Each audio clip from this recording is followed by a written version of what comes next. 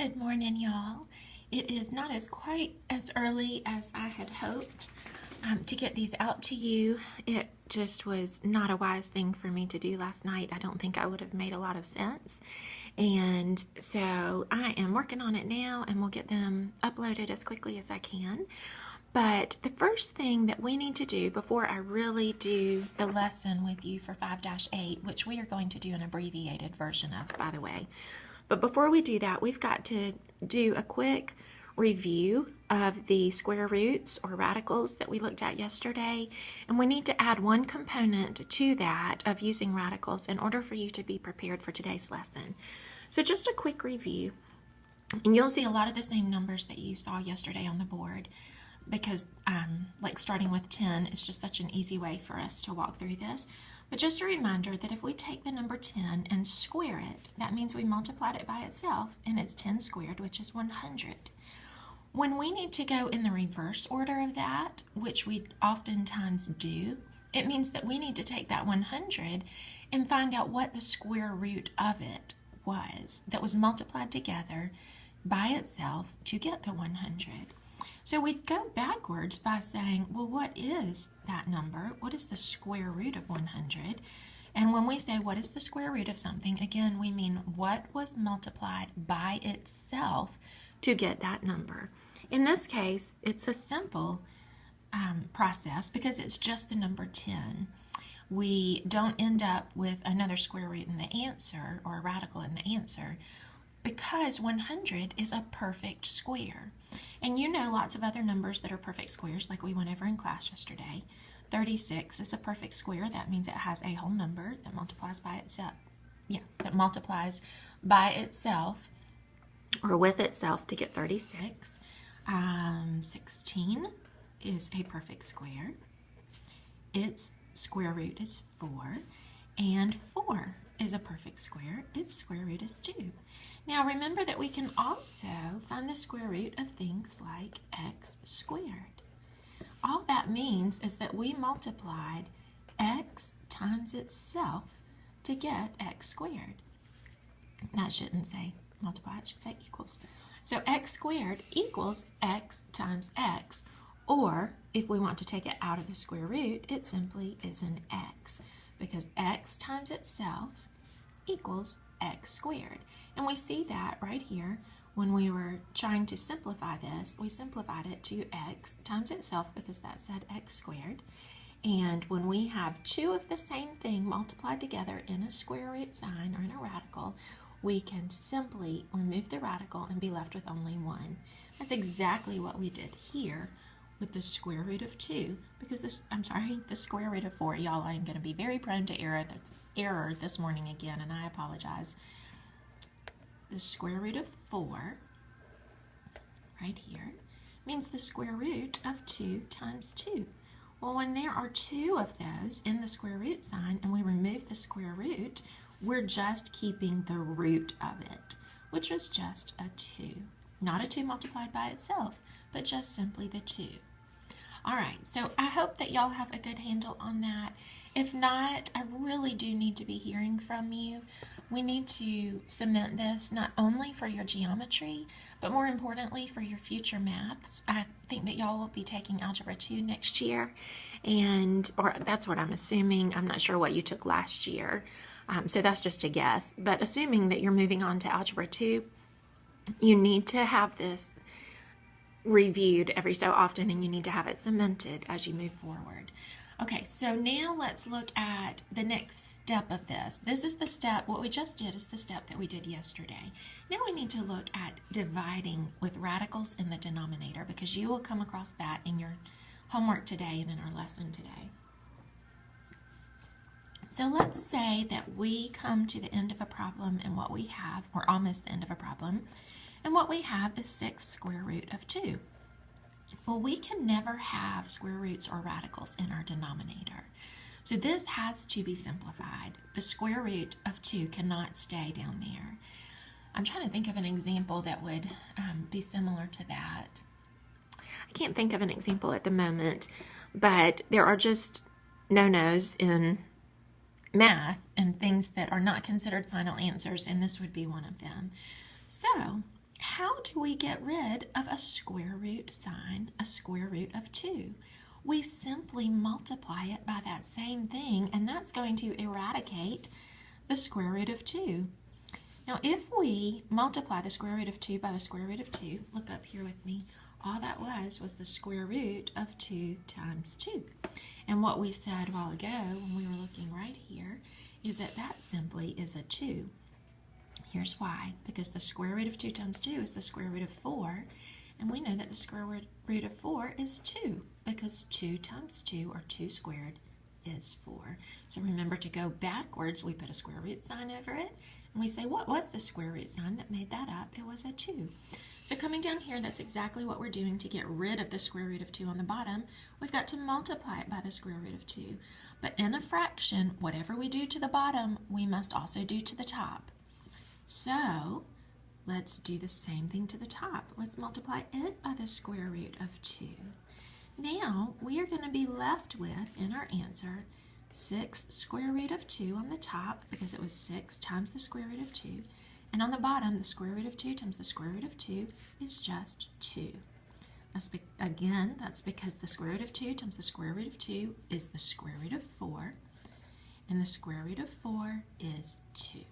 Okay, so moving ahead, we have multiplied the top, we have multiplied the bottom, but we're not done yet, because now we have a fraction that needs to be reduced. We cannot reduce the radical 2 because there's nothing to reduce it with. But we can reduce these two whole numbers. If you cover up their square root of 2, we're just left with 6 halves. And that is going to reduce to 3 over 1, or just 3, because 6 divided by 2 was 3. So our final answer there is 3 radical 2. Let's look at another one similar. Hopefully this will be our longest video today. Just getting a good foundation. So 10 square over the square root of 2. All right, we cannot have that square root of 2 on the bottom, so we're going to multiply by the square root of 2. That's going to get rid of it. But whatever we do to the bottom, we must also do to the top. So now we can do our multiplication. On the top, we have 10 square root of 2.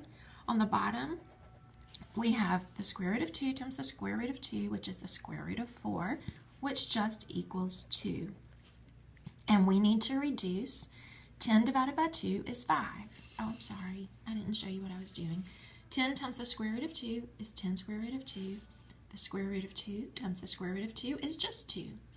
And so now we need to reduce. 10 divided by 2 is 5. And square root of 2. So all we did here was we canceled. 2 goes into 2 once, 2 goes into 10, 5. Or we could have just said 10 divided by 2 is 5. And we're left simply with 5 square root of 2. Let's look for another one. Let's see. Let's do this. This is a little bit different. Your problems won't look quite like this today. The square root of 1 over the square root of 3. Or the square root of 1 over 3. Either way. We can break this down to be more manageable by making it the square root of 1 over the square root of 3. And then, of course, we have a radical on the bottom, which we cannot have. So what we need to do there is multiply it. Let me erase what I was about to write. Let's multiply it by the square root of 3. On the bottom, whatever we do to the bottom, we must do to the top.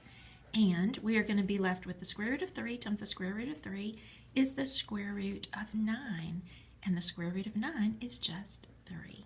So we can skip this step right here by realizing that whenever we multiply two square roots together, we're going to come out with the number without the square root on top of it. The square root of 3 times the square root of 3 is just 3.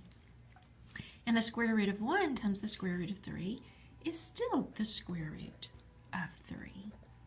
Because these are like terms, we could multiply them together as they are, but they must stay in the square root sign, and 1 times 3 is 3. And that is our final answer there, because there's nothing that can be reduced. Let's see, I'm trying to think if there's one more that we could do. We've done that one. Let's do this one. The square root of 3 over 16. Now remember, we take that apart to be the square root of 3 over the square root of 16. And I don't know if you saw the beginning of that at all. I apologize. There's the problem. The square root of 3 over 16 equals the square root of 3 over the square root of 16. And we need to multiply by the square root of 16 to get rid of it on the bottom. Whatever we do to the bottom, we must do to the top. And so on the bottom, we're simply going to have a 16. And on the top, we're going to have radical 3 times 16. Now, we're not done there because I see a perfect square in there. That 16 has a perfect square of 4. So let's go down below. And let's redo this problem. We have a 16 on the bottom. And on the top, we are going to take a 4 out of the radical because the square root of 16 is 4. So we now have 4, but we can't do anything to simplify the 3 in the square root. So it's going to be 4 radical 3. All right, that's not our final answer. I'm sorry, I was about to look away. We can simplify. This becomes 1/4. So our final answer is actually 1 radical 3 over 4. Or the 1's not really doing anything to help us there, so we can just put radical 3 over 4. But anytime you have a radical, it's kind of like having an x. You always know that an x also has a 1 attached to it. An x is really a 1x unless it has a different coefficient in front of it, like 2x. Well, a radical is the same way. It always has that 1 in front of it. So radical 3 is the same as 1 radical 3. Okay, very last thing. For another quick review from yesterday, let's use one of the numbers that we used yesterday because I think that'll be helpful in jogging your memory. If we just need to simplify and we have something like the square root of 720, we have got to start breaking this thing apart. Now, just looking at it, I don't actually see any numbers that I recognize in there that will be perfect squares. So let me start making it smaller and smaller and smaller to see if I find some perfect squares in there. So I'm going to start with a 2 because this is even, and I know that 2 will go into it. It will go into it 36 times. 360 times is what I meant to say. I'm sorry. You can tell I had to stop and process. I was thinking ahead and already on the next step, and y'all know I can be bad about that. All right, the square root of 720 is the same as the square root of 2 times 360. Let's do the math on that really quickly. Just make sure that works. 360 times 2. Yes. So now we need to look here. The 2 obviously cannot be broken down anymore, so let's just leave it. But what can the 36 or the 360 be broken down to? Well, anytime something ends with a 0 like this, we know it's been multiplied either by a 10 or 100. In this case, it's just been multiplied by a 10. It's simply a 36 times a 10. So here, this step brings us to things that we can break down more easily. I see a perfect square in here. It's this 36. So let's take that 6 out of the radical. And then we're left with the 2 times the 10. That's 20. So I thought we would be done in this step just like yesterday, but we're not quite done because 20 also has a perfect square in it. A 20 is made up of a 2 times a 10, which didn't help us there, but it's also made up of a 4 times a 5.